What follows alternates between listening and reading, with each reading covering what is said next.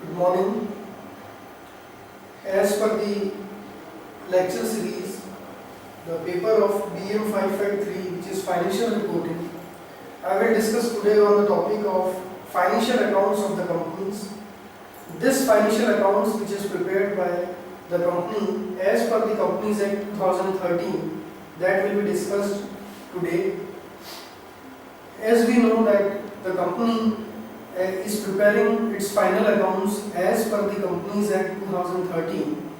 The final accounts, the definition which is given for the final account in Companies Act 2013, that includes section 129 and schedule 3rd, which says that a company has to prepare its balance sheet in statement format and profit and loss account, that is also in statement format, for every year ends on 31st March. Now, as for the current year, the companies have to make their final accounts for the year ended 31st March 2015, which has gone past now. So this is the first work which is done by the company. As per these two financial accounts which is prepared by the company and which is written in the annual report, the company also have to comply with the accounting and auditing rule of the country, and for that purpose the companies have to prepare a cash flow statement. So these are the three documents which is being prepared by a company: the balance sheet statement, income statement or profit and loss statement, and third one is the cash flow statement. Today we will be discussing first the balance sheet and the format of the balance sheet.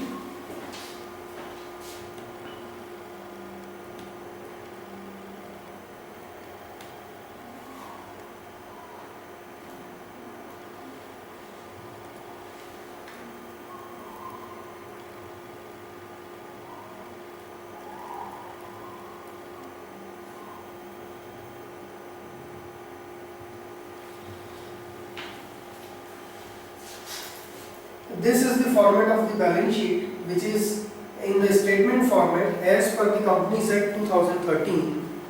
This format, which is given as per the schedule 3rd, it is the format which is given for the purpose of reporting and making the reporting practices similar in various parts of the country. For this purpose, there are some rules and regulations which we have discussed earlier are also to be followed, which includes the accounting principles, concepts and convention, and the accounting standard which is applicable for the companies. As per the IFRS, International Financial Reporting Standard, which is applicable in our country and which is adopted by us from 2011, the company's financial accounts are prepared by following the IFRS converged Indian accounting standard, that is named as IND.AS from 101 to 108 and IND.AS from 1 to 30. So these are the standards which are applicable on the companies. Now, as per these standards and accounting concepts and convention, the company's balance sheet which is prepared, that will be prepared in this format.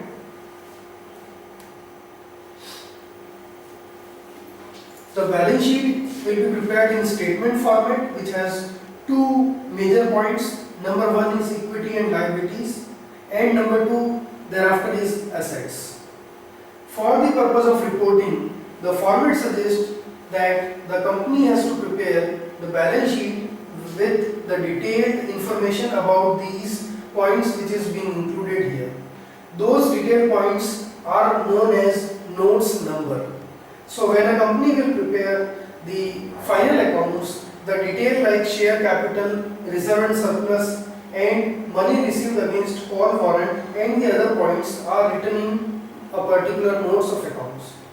The company will not report only for one accounting period, but it has to prepare the accounting records for 2 accounting year and the figures for the current reporting period is written first. Thereafter the report, the figures which will be of previous year will be reported. Out of these two figures, the current year figure is normally highlighted by the company. So that will easily be taken out by the investors for their own purpose. Now if we start with equity and liability, we will find that the first one, which is the shareholders fund. The shareholders fund means the amount which is invested by the shareholders. This amount which is invested by the shareholders, it is in the format of share capital or reserve and surplus in normal cases.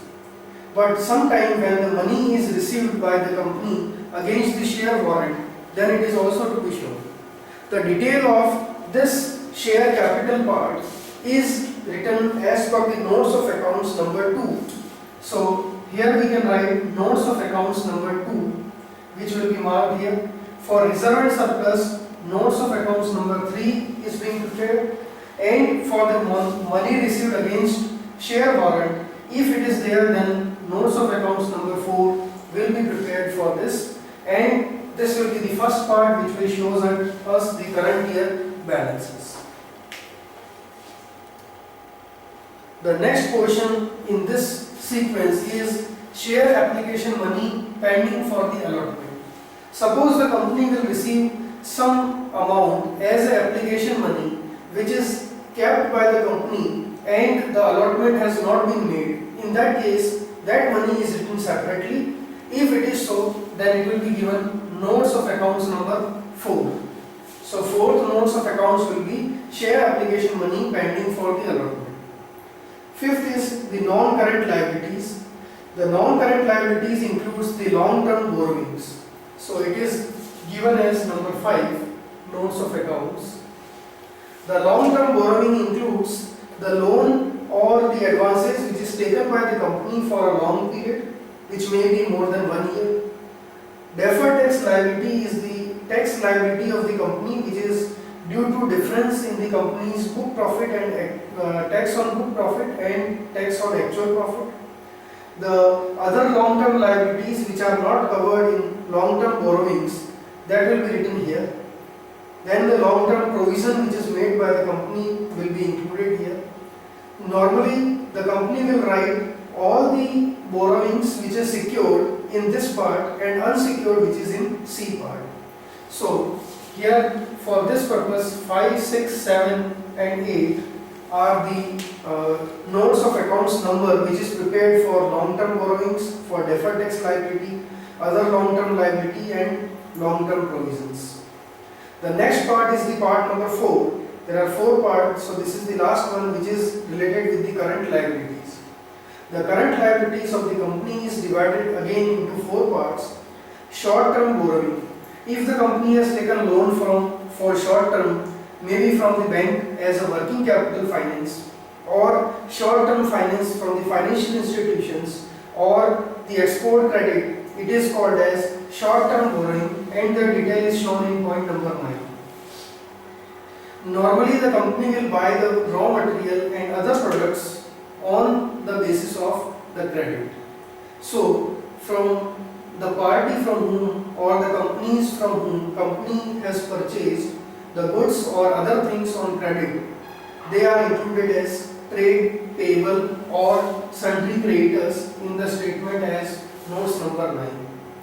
Note number 10 is other current liabilities. If there is any other current liabilities which is with the company, then it is recorded here as notes of accounts number 11. And if the company has prepared a short-term provisions, that will be the last one, the 12th point of the first part of the balance sheet, which is regarding with the shareholders fund and the equity and liability part. Thereafter, the next part or the second part of company's assets will be started. We have made total 12 schedules or notes. The 13th one will be for the tangible fixed assets. This is the second part, which is regarding to the assets. The assets are divided into two parts, non-current assets and the current assets. The non-current assets is again divided into certain part, that is the fixed assets, tangible fixed assets and intangible fixed assets. Tangible fixed assets is the assets which is tangible, which can be seen, which can be touched, which can be felt, and which is used for the purpose of a source or help in the production. So that will be called as tangible assets. With the detail, it is written as 13 notes of accounts. Next one is 14 notes of accounts, that is related with the intangible assets. The assets which cannot be touched or felt, but the impact of those assets will be on the company's profit, is called as intangible assets. It includes normally patent, trademark, copyright, any other right which is useful for the business. So the capital value of intangible assets are written here as the non-current or fixed assets. Then capital work in progress is the next 15th notes of accounts. Suppose company has given order for manufacturing of a building and the building is not yet been made, but as a part payment company has already paid such amount to the company who is making the building for the company, then that is called as capital work in progress, means the production for the purpose of that particular assets is going on and it has not been completed. So the amount paid by the company is written in point number 15 here. And intangible assets, if company is creating, suppose the company for which we are making the final accounts is a pharmaceutical company and which has more than say 15 scientists who are working for manufacturing or for developing a new drug, then whatever payment is being made to them, whatever is the total expenditure of the laboratory is called as intangible assets under development. Sometimes the medicine is being prepared, is being identified and developed, but the patent has not been granted. So in that case, the amount will be written here as notes of accounts number 16, intangible assets under the development. Next is the non-current investment. The investment the amount which is invested by the company for long-term period in the shares or debentures or for buying the securities of banks or other financial institutions, that will be included as non-current investment or notes of accounts number 17. Similar to the deferred tax liability, there is deferred tax assets which is called as point number 18. If company has paid more tax than it has to pay, then in that case the additional tax will be included here as a deferred tax assets. It is assets as well as the liability. If there is a deferred tax liability, it will be written in the liability part, but if there is a deferred tax assets, it will be written in here. Thereafter, long-term loans and advances will be written, which is notes of accounts number 19. It includes the long-term loans and advances which company has given to the internal party or external party. Normally, company can give the loans and advances to the other subsidiary company of the companies. Other non-current assets includes the other assets which is of non-current nature, and it will be treated as point number 20. Thereafter, we will move to the second part, which is the current assets. The current assets parts include current investment. Suppose this company has invested in the security of another company as a non-current investment, and this security will be there for the company's record 10 years period. Now out of the 10 years, when 9 years will gone by, then in the last year the non-current investment will turn to be the current investment or current year's investment, the investment by which company will earn the money in the current year. Inventory is the stock of the company, which will be again further divided into two parts. This is 21. 22nd is the inventory, which is divided into three parts: the stock of raw material, the stock of work in progress, and the stock of finished goods. The next one is trade receivable. Trade receivable includes those persons to whom we have sold our goods on credit. In other words, they are called as sundry debtors. So we have sold our goods or any other things of the business to them for the purpose of business, and that is why they are recorded as trade receivables. Their details are written in 23rd notes of accounts. Cash and cash equivalents. Cash equivalents includes the bank balance and others, which is converted into cash quickly.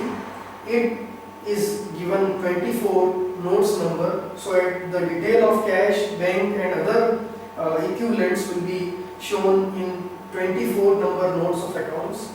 Short-term loans and advances is the 25th notes of accounts. It includes the loans and advances given by the company for the period of short term. Normally it includes the company's advance payment for the expenditure, company's advance payment for any other purpose. So if company has paid advance, or there is something which is earned by the company but which has not been received, so that adjustment is written here in the loans and advances. Other current assets is the last one. It includes the other assets of the company. If there is any other current assets which is not covered from point A to E, it will be written in point number F, which is the other current assets. So these are the various parts of the company's balance sheet. With these parts, we can check it out that the balance sheet of the company, which is prepared now, it is prepared in the statement format, and since it is prepared in the statement format, as per the statement format, we will have to calculate the detail which is shown it here in the company's accounts.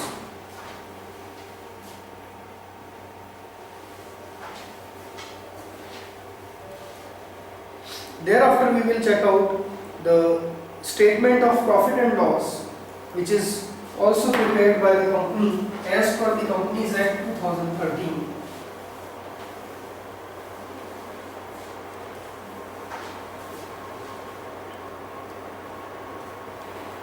This is the statement of profit and loss account, which is entirely different from the profit and loss account which was made previously.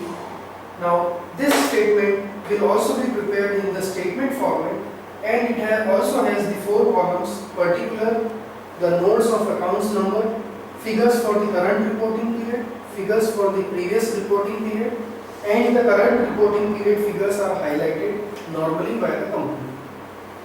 Because it is a statement, it starts with the revenue of the company, revenue from the operation. A basic work of the company is to sell the product and to earn the profit by selling its product. If company is providing services, then the basic revenue is earned by the company for providing the services, that will be written in here. With this, the second point, which is other income. So if there is any other income, any other indirect income, rather we can say that indirect income which is earned by the company, that will be recorded here in this other income part. The total revenue, which is total of these first and second point, which is earned by the company, is written here at the beginning of the P&L statement. Out of this, the expenses are being reduced.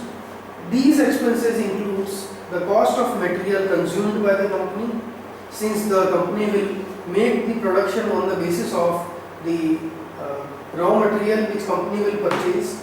So the raw material consumed will be used as the first expenses. Purchase of stock in trade. If company wishes to buy anything else than the company's raw material, it is called stock in trade, which will be written here.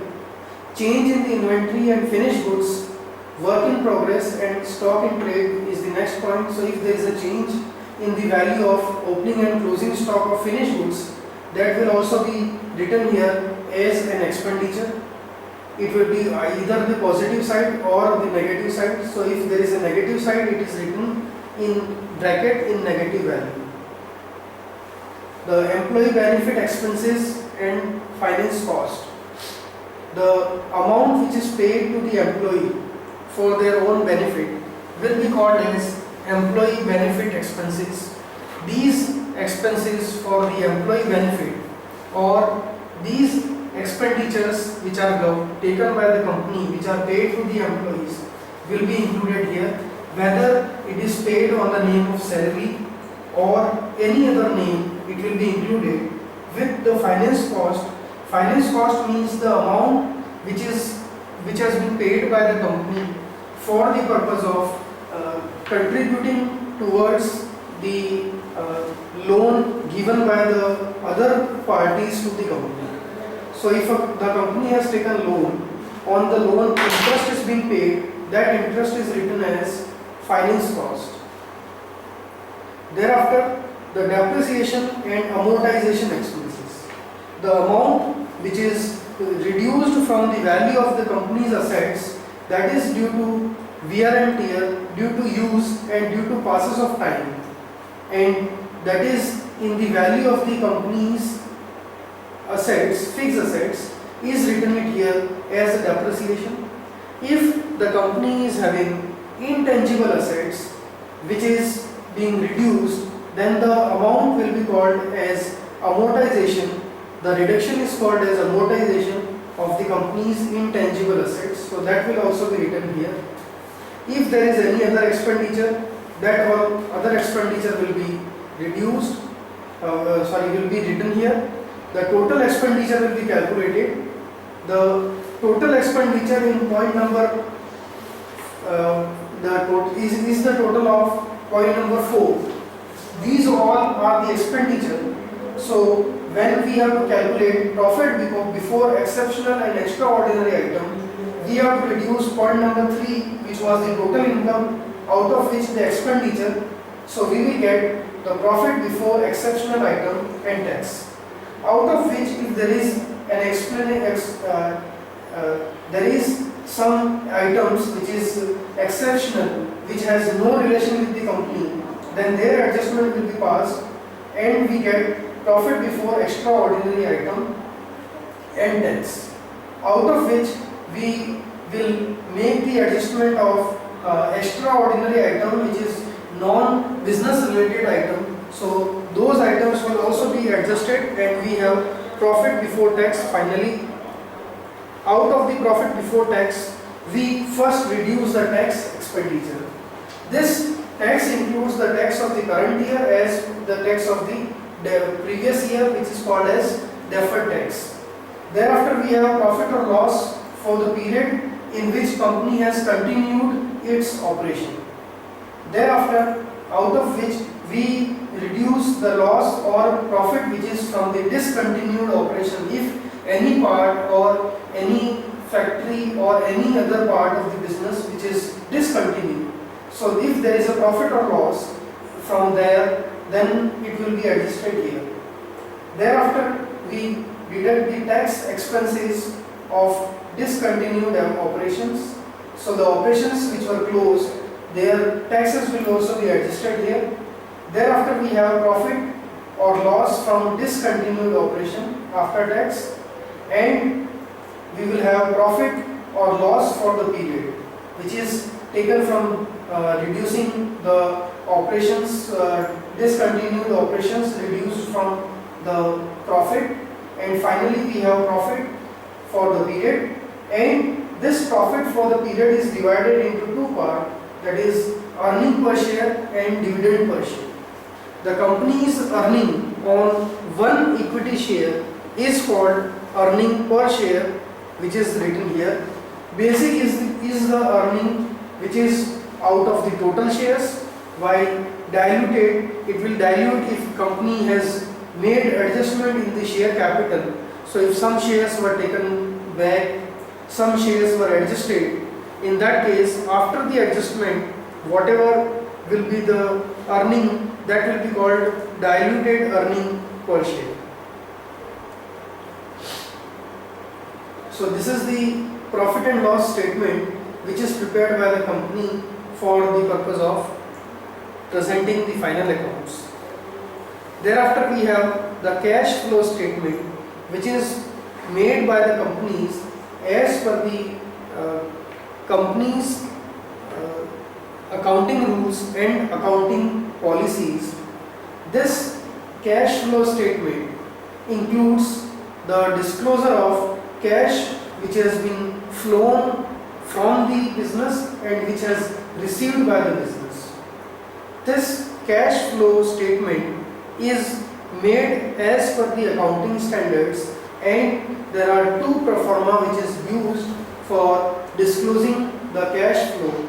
This is the indirect pro forma which is accepted by the Indian Chartered Accountant Association, and as per this pro forma the cash flow statement is being prepared.